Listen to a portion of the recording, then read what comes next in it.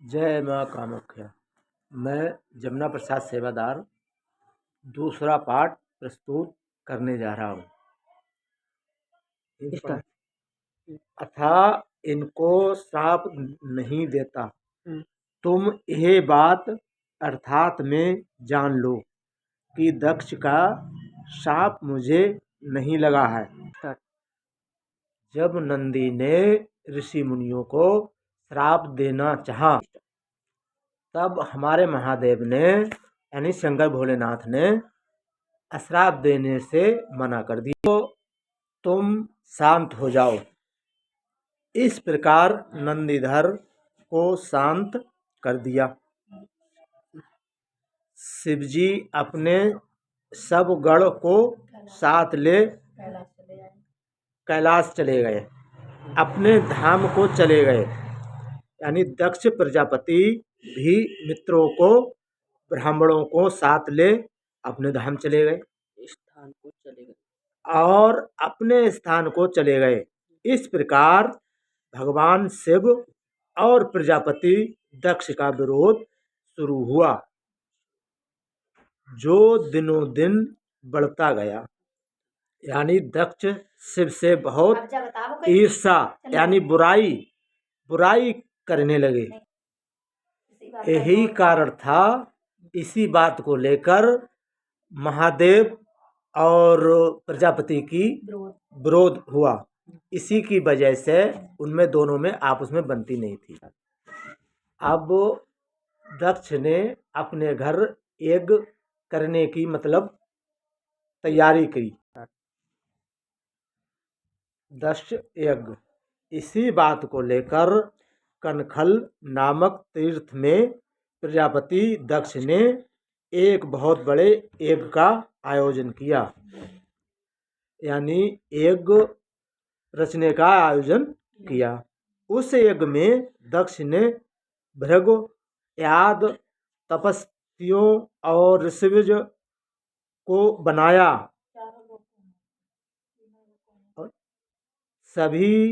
सभी गणधरों विद्याधरों और सिद्धार्थगणों को यज्ञ में बुलाया, निमंत्रण दिया।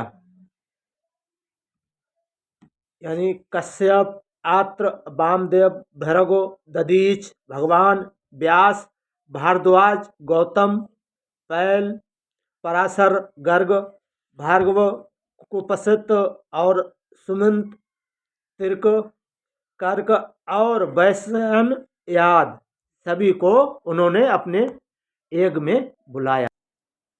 हाँ, तो हमारे जैसे महाराज ने दक्ष प्रजापति ने इन सभी गण देवतों को अपने योग में नोता, हमारे शंकर भोलेनाथ को नहीं बुलाया।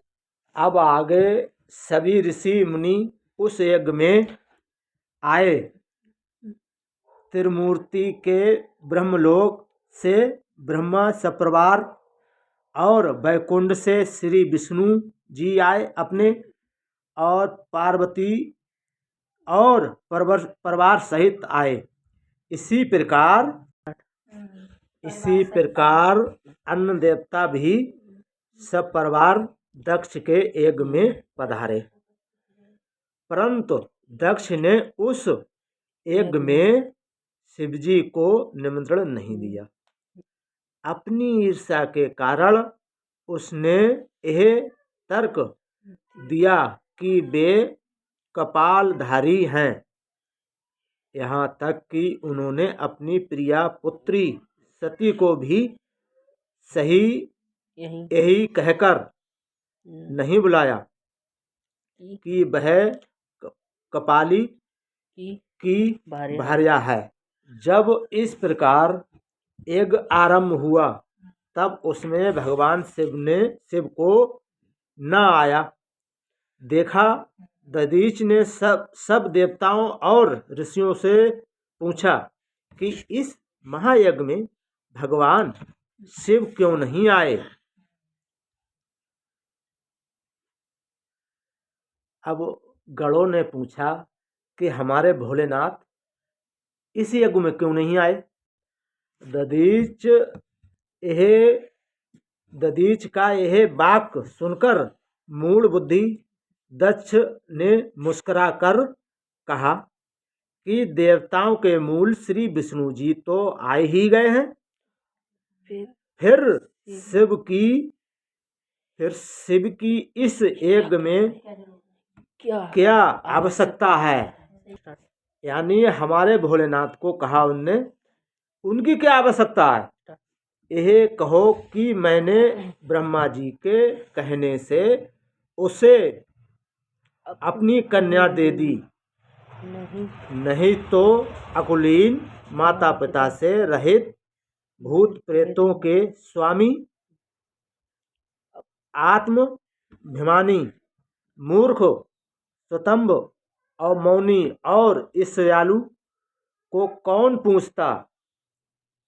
शंकर भोलेनाथ को इस तरह से उनने कहा।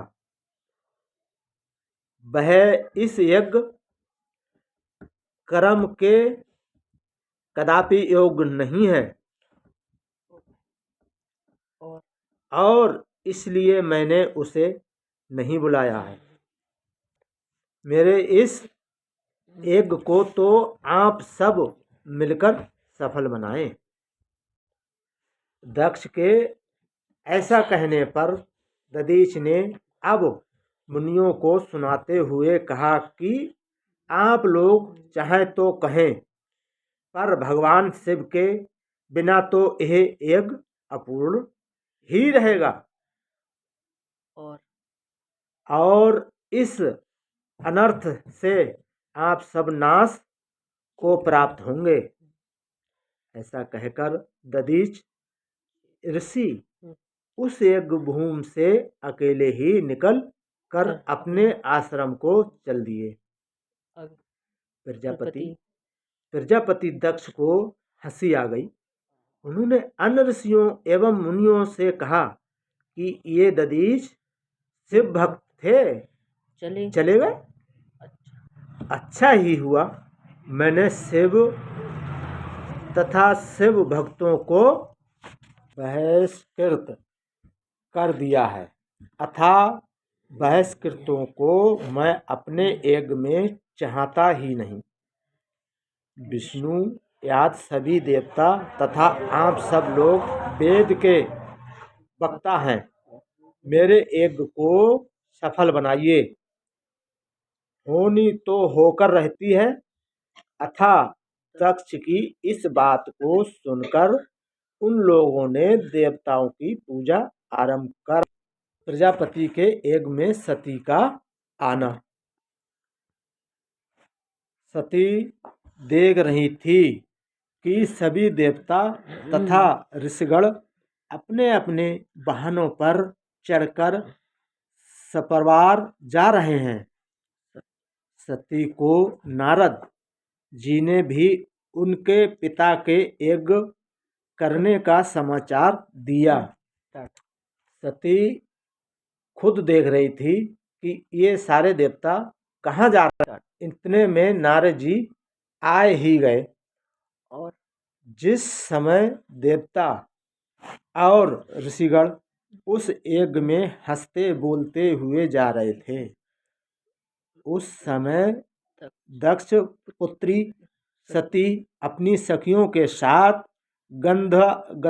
गंधमादन पर्वत पर धारागृह में कौतुक पूर्व अनेक क्रीड़ाएं कर रही थीं। उस समय सती ने देखा कि रोहिणी और चंद्रमा भी दक्ष के यज्ञ में जा रहे हैं। रोहिणी भी दक्ष की कन्या है और चंद्रमा उनके जमाता हैं। तब सती ने अपनी विजया नामक सखी से पूछा कि रोहिणी के साथ चंद्रमा कहाँ जा रहे हैं। तो सती ने वचन सुनकर विजया शीघ्र ही चंद्रमा के वृत्तांत कह सुनाया। उसे सुन विजया ने आकर जो चंद्रमा ने उससे कहा था, सती से कह दिया। यह सुन सती देवी अत्यंत विस्मित हुई और बार बार शिव जी के लिए आमंत्रित न आने का कारण विचार कर हृदय में चिंता करने लगीं। यह शिव के पास आई और बोली कि मैंने सुना है कि मेरे पिता ने यज्ञ और महायज्ञ रचा है। वहाँ इस समय बड़ा उत्सव हो रहा है। सभी ऋषिगण उसमें इसका कारण कहाँ से सभी ऋषिगण एकत्रित हुए हैं। सम्मता आपको मेरे पिता का यज्ञ नहीं अच्छा लगता है? आप इनका कारण मुझे शीघ्र बताएं। सब काम छोड़ आप मेरी प्रार्थना से मेरे पिता के यज्ञ में चलिए। संबंधियों, यही धर्म है कि समय पर प्रेम बढ़ाने के लिए उनके समीप जाएं। शिवजी जी के पास सती आईं और सती बोली कि पिताजी ने यज्ञ रचा है। तो कह तो दे, पिता ने सबको निमंत्रण दिया और हमें निमंत्रण नहीं दिया। इसका कारण क्या है? ये हमें बताएं। ये हमें बताएं। सती के यह वचन शिवजी के हृदय में यानी तीर से लगे। फिर भी वे इस प्रकार मधुर वचनों से बोले कि हे देवी, तुम्हारे पिता दक्ष मुझसे विशेष यानी वैमनस रखते हैं यानी गुस्सा रखते हैं। इस कारण उन्होंने मुझे निमंत्रण नहीं दिया और जो बिना बुलाए दूसरे के घर आते हैं वे मरण से भी अधिक अपमान पाते हैं। इस प्रकार हमें और तुम्हें दक्ष के यज्ञ में नहीं जाना चाहिए। मैं तुमसे सत्य कहता हूँ कि बाणों से विद्ध होने पर भी मनुष्य का हृदय इतना व्यक्त नहीं होता जितना अपने संबंधियों से आक्षेप और तीखी बातों से दुखी होता है। और यह सुन सती क्रोध हो गई और शिवजी से बोली, हे शंभो, आप ही ये यज्ञ सफल होता है, परंतु इस पर भी मेरे दुष्ट पिता ने आपको नहीं बुलाया। सती ने कहा कि आपके बिना यज्ञ सफल होगा नहीं, फिर भी मेरे पिता ने आपको क्यों नहीं बुलाया?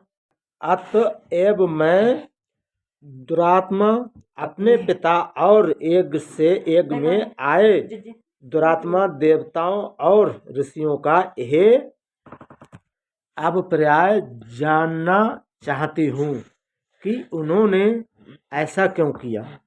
हे नाथ, इसके लिए मैं अपने पिता के यज्ञ में जाती हूँ। हे परमेश्वर, आप मुझे इसकी आज्ञा दीजिए। सती जी का यह दृढ़ विचार देख सर्वज्ञ भगवान शंकर बोले, हे देवी, यदि तुम्हारी यहाँ जाने की इच्छा है तो मैं तुम्हें आज्ञा देता हूँ कि तुम अपने पिता के यज्ञ में जाओ। अपने सब आभूषण पहनकर नंदीधर नामक मेरे बैल को सजाकर इस पर चढ़कर महाराजाओं के ठाट बाट से जाओ। शिवजी ने इस प्रकार कहा। तब सती वस्त्राभूषण धारण कर पिता के घर को चल दी। हमारे भोलेनाथ के कहने पर भी सती नहीं मानी और अपने पिता के यज्ञ में यानी दक्ष प्रजापति के यज्ञ में चली गई।